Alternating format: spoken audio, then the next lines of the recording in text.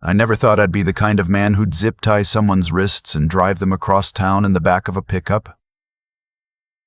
I spent 30 years believing the law was enough. Believing that if something went wrong, you called the right people and waited. I don't believe that anymore. My name is Daniel Harte. I drive long haul for a refrigerated freight company out of Nashville, Tennessee. Mostly Midwest runs, Chicago, St. Louis, Indianapolis, back again. Sometimes I'm gone 4-5 days at a stretch. The money isn't glamorous, but it's steady, and after my divorce from my ex-wife Carol 7 years ago, steady was the only thing keeping me upright. We have a son. His name is Owen. He's 10 years old, gap-toothed, obsessed with building model trains, and has the kind of laugh that makes strangers smile in grocery stores. When Carol and I split, the judge gave her primary custody since I was on the road so much. I got Owen every other weekend, 2 weeks in summer, and alternating holidays. It wasn't enough. It was never enough. But I made it work. I called him every night I was driving. We had a routine. 9 o'clock, no matter where I was, I'd pull into a rest stop and we'd talk for 20 minutes. He'd tell me about whatever train he was building. I'd tell him about weird stuff I saw on the highway. We were good. Carol remarried about 1.5 years ago. His name was Gary Mossner. She'd met him through her gym. He was 43, owned a landscaping business, coached youth soccer on weekends. On paper, he looked like a responsible adult. I met him twice before the wedding. He shook my hand firm, called me buddy, and told me he'd treat Owen like his own. I told myself that was enough. I told myself a lot of things that turned out to be wrong. The first sign something was off came around March. Owen started going quiet on our 9 o'clock calls. Not sad quiet, more like careful quiet. Like he was choosing his words. I asked him once if everything was okay at home, and he said, "Gary says I talk too much." I didn't know what to do with that, so I wrote it off. Kids adjust. New households take time. Second sign came in April. Owen didn't finish his spring break model, the one we'd ordered parts for together. He said Gary had put it in the garage because the pieces were a fire hazard. A 10-year-old's plastic model train set. A fire hazard. I called Carol both times. She told me I was overanalyzing. She said Gary had a firm parenting style, and Owen needed structure. She said I'd spent too many years being the fun weekend dad and didn't understand what day-to-day discipline looked like. Maybe she was right. I'd been telling myself that for months. It's easier to believe you're the problem than to believe the person you chose to raise your child with made a terrible mistake. I was supposed to be in Indianapolis until Thursday, a load of frozen chicken parts bound for a restaurant supply chain in Columbus, then back through Cincinnati before home. Routine run. But the refrigeration unit on my trailer started throwing error codes outside of Terre Haute on a Tuesday afternoon, and my dispatcher told me to deadhead back to Nashville for repairs rather than wait for a service truck. I was pulling into the city limits by 8 that evening. I almost went straight to my apartment. Almost. Then I thought about Owen and how I hadn't seen him since the first weekend of the month, and I thought he'd get a kick out of me showing up. A surprise on a school night. I'd say hi, maybe hand him something from the road. I had a bag of those caramel popcorn tins from Chicago he liked, and head out. 30 minutes. Tops. Nothing dramatic. Carol's Subaru was in the driveway of their house in Donaldson. Gary's truck, too. The lights were on downstairs. I knocked. Gary answered in a white undershirt and basketball shorts. He didn't look happy to see me. He said Owen was in bed and it was a school night. I said I understood. I just wanted to say a quick hello. He said that wasn't how custody worked and I should have called ahead. I said I didn't realize I needed an appointment to say goodnight to my son. We went back and forth for about a minute, and the whole time I could hear Carol somewhere behind him, not saying anything. Finally, I said I'd wait on the porch if he'd just let Owen know I was there. Gary said fine and closed the door. I stood on that porch for 10 minutes. Nothing. I knocked again. No answer. I pulled out my phone to call Carol, and I heard it, faint, from the side of the house. A sound that took me a second to place. Knocking. Slow, rhythmic, like a small fist on hollow wood, coming from behind the fence gate. I walked around to the side yard. There was a detached storage room off the back of the garage. Not much, maybe 6 by 8 feet. The kind of thing older Nashville houses have for lawn equipment and holiday boxes. The knocking was coming from inside. I said Owen's name. The knocking stopped. Then I heard my son's voice, thin and frightened, say, "Dad?" I don't remember my hand reaching for the latch. I just remember the door opening, and the smell, close air, and old carpet and fear, and Owen standing there in his school clothes from that morning, shoes still on, holding his own elbows. There was no light in there, just the faint glow from the security lamp on the garage wall falling in through the door I'd just opened. I asked him how long he'd been in there. He said since he got home from school. It was 8:30 at night. He'd been in that storage room for over 4 hours. No water, no bathroom. He'd knocked to be let out twice. Nobody came. I picked him up. He's 10, and he's not a small kid, but I picked him up anyway and carried him to my truck like he weighed nothing, because at that moment I felt nothing except the specific white-hot clarity that comes when everything you've been telling yourself finally stops working. I got him water from the bottle in my center console. He drank most of it in one go. I asked him what happened, and he told me. He'd forgotten his permission slip for a field trip, left it on the kitchen counter that morning. Gary found it at lunch. When Owen got off the bus, Gary was waiting at the door. Said that irresponsibility had consequences. Said he needed to sit in the storage room and think about what forgetfulness cost people. Owen said this wasn't the first time. He said Gary had done it twice before for smaller things, once in October for breaking a glass, once in January for leaving a light on. The longest before tonight had been 2 hours. I sat in that truck with my son's head against my shoulder, and I did something very hard. I stayed calm. I called 911. I told the dispatcher my son had been locked in an outdoor storage room since 4 in the afternoon and I needed someone to come take a report.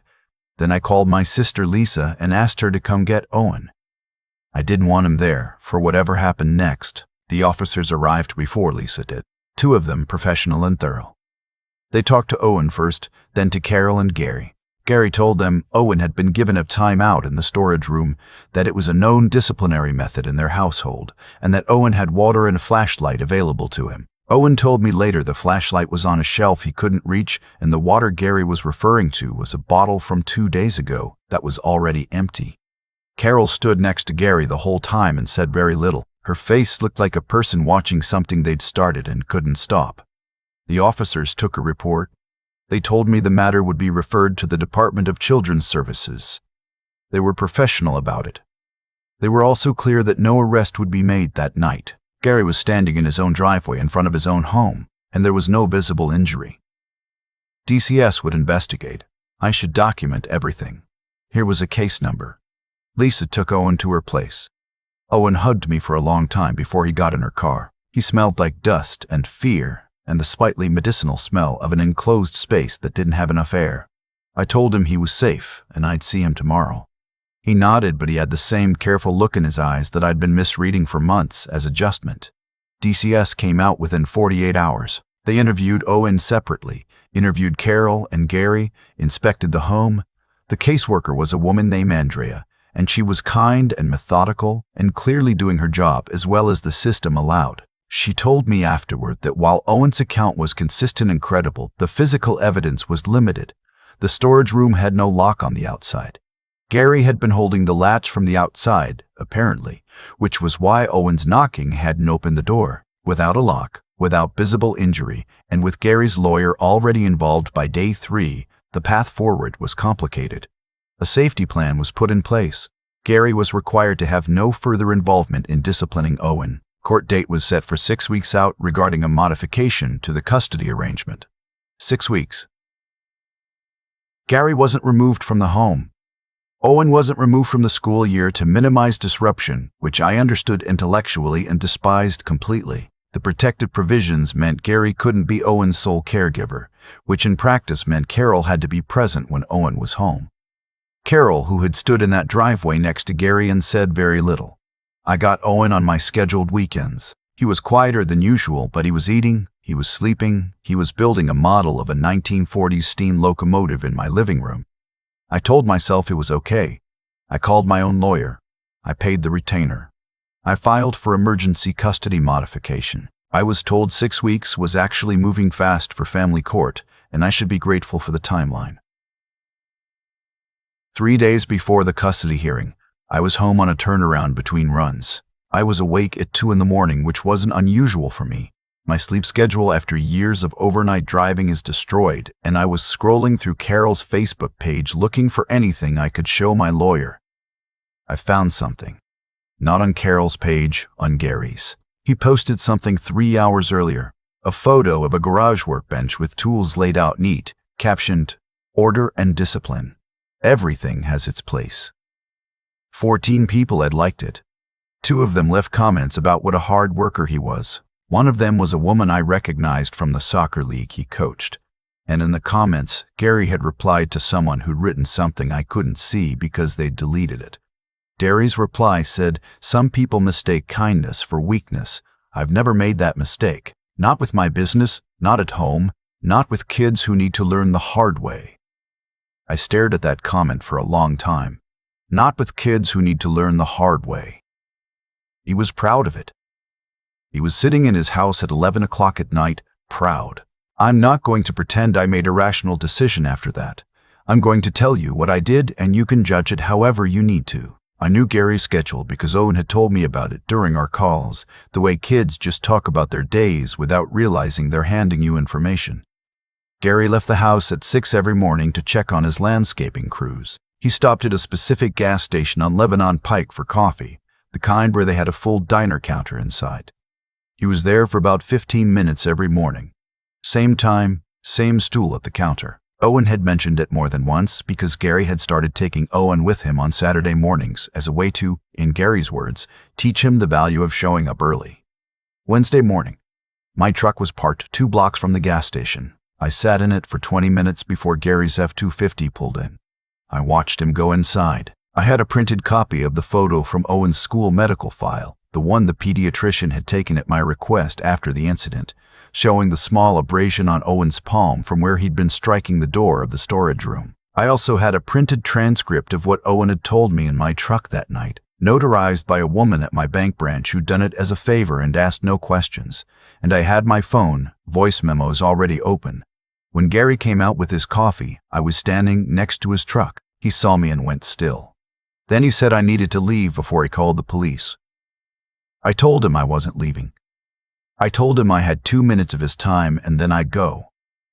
He said my 2 minutes were up before they started and reached for his phone. I said, "Owen told me about October, and January, and Tuesday." Gary stopped. I said, "He told me about the storage room in October after the glass. 2 hours. He didn't tell me at the time because you told him what happened in the house, stayed in the house. He told me last week because he thought you'd do it again and he didn't know what to do." Gary said that was a parenting decision made in his home with a child who needed boundaries. I said a 10-year-old in a dark storage room for 4 hours because he forgot a permission slip isn't a boundary. It's abuse. He laughed. He actually laughed.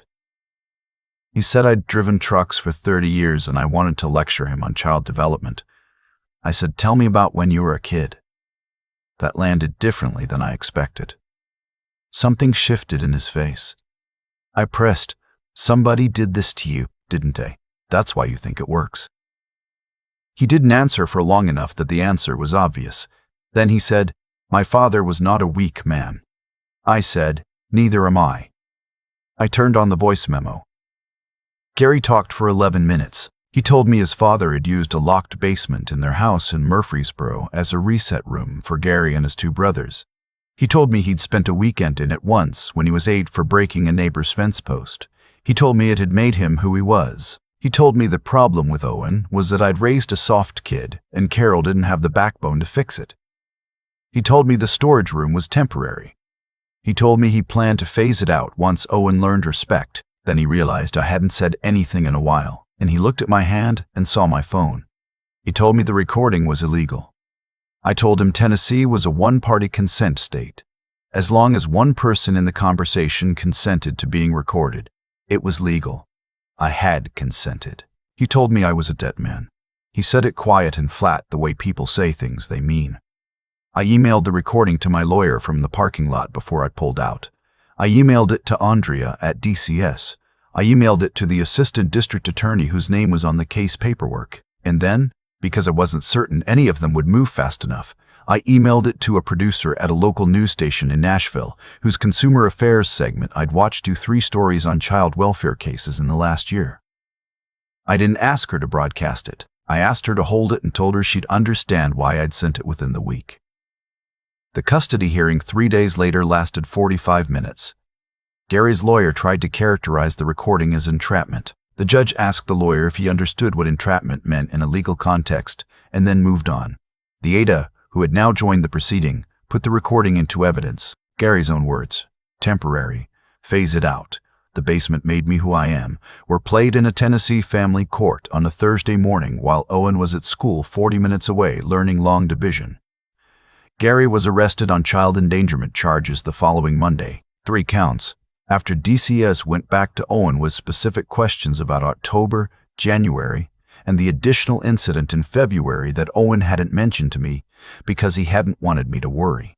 There was also a 4th count related to evidence that Gary had blocked Owen from using the bathroom during the Tuesday incident until Owen knocked a specific number of times to Gary's satisfaction, a detail Owen had been too ashamed to tell anyone, including me, until a child psychologist named Dr. Patricia Reyes created enough safety for him to say it.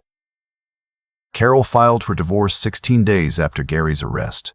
I don't fully know what happened inside that marriage in the weeks between the incident and the arrest, and I don't need to. What I know is that she showed up to Owen's next therapy session, sat in the waiting room, and cried for most of the hour.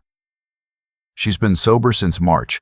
She wasn't drinking at the level Carol was, but she'd been numbing something and she knew it. She's working with her own therapist. She calls Owen every night now. He talks to her. He's careful still, but he talks. The court granted me full custody in April, pending Gary's criminal trial. Carol has visitation every other weekend, supervised for the first 90 days, unsupervised after that, as long as her sobriety holds. So far it's holding. Gary's trial is scheduled for late fall. His lawyer is still filing motions, which lawyers do. But the DA's office told my lawyer the recording alone was enough. Gary's admission that he planned to continue using the storage room as punishment, combined with Owen's testimony across 3 separate sessions with Dr. Reyes, combined with the pattern going back to October. It's not a complicated case. It just took someone to make it visible. Owen is in therapy twice a week. Dr. Reyes says he's making progress, and she says it in a way that sounds real, not like she's managing my expectations. He doesn't talk about the storage room much, but 2 weeks ago he told me something that I keep coming back to. He said when he was inside on Tuesday, in the dark, after the second time he knocked, and nobody came, he stopped knocking. Not because he gave up, because he heard a car door in the driveway and he thought it might be mine. He'd started listening for my truck, he said. He'd been listening for it for a while. I don't know what to do with that except to make sure he never has to listen that hard again. We finished the steam locomotive last weekend. It took 4 hours and 2 arguments about which direction the smokestack faced, and at the end, Owen held it up and looked at it from every angle the way he does, and then just set it on the shelf above his bed like it was nothing special, which meant it was very special. He's already picked the next one, a Santa Fe diesel, 1950s, silver and red. He sleeps through the night now, most nights. Some mornings I hear him moving around early, and I go down and he's already at the kitchen table with a bowl of cereal reading the instructions for a new kit or watching a YouTube video about some model he wants to build. Normal 10-year-old things, the kind of normal that feels enormous when you know what was taken from him. Gary's going to stand in a courtroom and answer for what he did. I believe that, but the thing I've had to sit with, the thing my own therapist, a man named Don who works out of an office in East Nashville and asks me very direct questions, keeps bringing back to, is the conversation in the parking lot, the choice I made to approach Gary myself rather than wait for the system to do it. Don asked me what I was afraid the system would miss. I tell him I was afraid the system would arrive at a conclusion that Gary was a firm disciplinarian operating within the gray area of what's technically prosecutable, and that Owen would be returned to a home where a man who believed in reset rooms was still living, still coaching, still commenting on Facebook about discipline and hard lessons. I was afraid of another 6 weeks, another 6 months, another incident we'd only hear about after the fact. Don asks if I think I made the right call. I tell him I think I made the only call I knew how to make. He writes something down.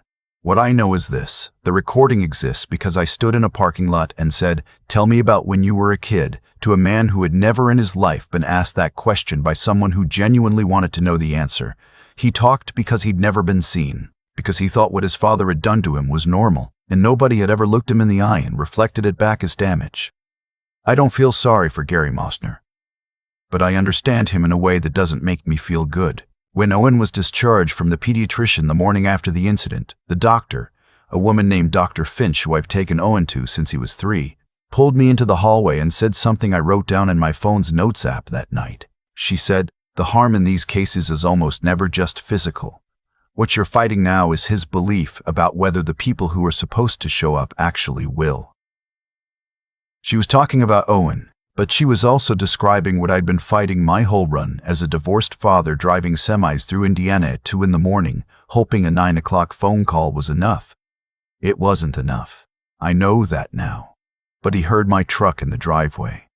That's something. That's actually everything. A woman at DCS told me last month that Owen's case has been flagged as part of a pattern in Davidson County, a cluster of family court situations where nonviolent confinement was being used as discipline and falling into a gap in state statute that made prosecution difficult without confession or physical injury. The DA's office has been working with 2 state legislators on language for a bill that would close that gap. Confinement without a lock isn't currently treated the same as confinement with one, even if the practical result is the same. The proposed language would change that. A few people at the DA's office have started calling it Owen's bill informally. Owen doesn't know yet. I'm waiting for the right moment. He's 10.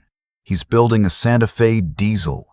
He laughed so hard at dinner last week that apple juice came out of his nose. He's going to be okay in ways that will probably surprise both of us. I drive the Midwest runs the same as always. Chicago, St. Louis, Indianapolis, back again. But I'm working with my dispatcher to cut back on the overnight legs. Some things about the schedule you can change if you're willing to take a pay cut, and it turns out I'm willing. I call Owen at 9 o'clock every night I'm on the road, and he tells me about his trains, and I tell him about the strange things I see through a windshield at night. We've got a good routine. Last Tuesday, he told me he'd been thinking about becoming an engineer. Not a model engineer, a real one. Trains or bridges, he hadn't decided.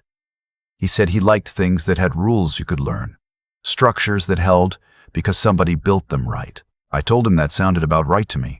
He said, "Did you know the Santa Fe Railroad crossed like 40 state lines, Dad?" I said I did not know that. He told me everything he knew about it, which was a lot, and I drove through the dark and listened to every word. There's something I've thought about a lot since all of this happened. Not the parking lot, not the recording, not even the night I opened that storage room door. What I keep coming back to is the moment Owen told me he'd stop knocking, not because he gave up, he was clear about that, but because he'd started listening for my truck instead. He was 10 years old in the dark, and he redirected his fear into attention, into waiting for something real. I don't know where a kid learns that. Maybe it's just who he is, but it changed the way I understood what I'd been doing wrong and what, without knowing it, I'd been doing right. I spent years telling myself that showing up on the weekends was enough, that the 9 o'clock calls were enough. That being the stable, steady presence from a distance was a form of protection. It wasn't. Distance isn't protection. It's just distance with good intentions. Gary filled that space, and he filled it with something that came from his own damage. A locked basement in Murfreesboro, a father who called cruelty structure, a boyhood spent learning that confinement was how you taught a person his place. Gary didn't invent that. He inherited it and never once questioned whether the inheritance was worth keeping. That's not an excuse. It's a pattern. And patterns only break when someone looks at them directly and refuses to pass them on. What I did in that parking lot wasn't heroic. I want to be honest about that. I cornered a man and I asked him a question designed to make him talk, and I recorded it, and I used it. I made a calculated decision that the legal system moving at its own pace was a risk I wasn't willing to take with my son's safety. Maybe that was right. Maybe it was just what I needed to believe to live with myself. Don, my therapist, keeps asking me which one it is, and I keep telling him I'm not sure those are different things. He writes that down too. What I do know is this. The harm Gary did to Owen wasn't mostly physical. The pediatrician said it the morning after. What you're fighting is his belief about whether the people who are supposed to show up actually will. That's the real injury in these situations, not the bruise on the palm, not the 4 hours without water. It's the quiet recalculation a child makes about whether the world is safe and whether the adults in it can be trusted to notice. Owen had started making that recalculation in October, and I hadn't seen it because I was looking for the wrong signs. Moral injury, my therapist calls what I carry now. The weight of having done something you can't undo, even when you believe it was necessary. I think that weight is appropriate. I think people who act outside the lines and feel nothing afterward are more frightening than whatever they were trying to stop. The cost of what I did should feel like something. It does. I carry it on the same runs, through the same Indiana darkness, in the same truck. It's just part of the load now. Owen is building a Santa Fe diesel. He sleeps through the night. He talks to his mother on the phone, and his voice is getting less careful with her, which is its own kind of progress. He told me last week he wants to understand how bridges hold weight, how something can span that much open space and not fall. I told him it was all about the design, about building something strong enough at the joints that the distance in between doesn't matter. He thought about it for a second and then said, "Like us, kind of." Yeah, I told him. Kind of exactly like that.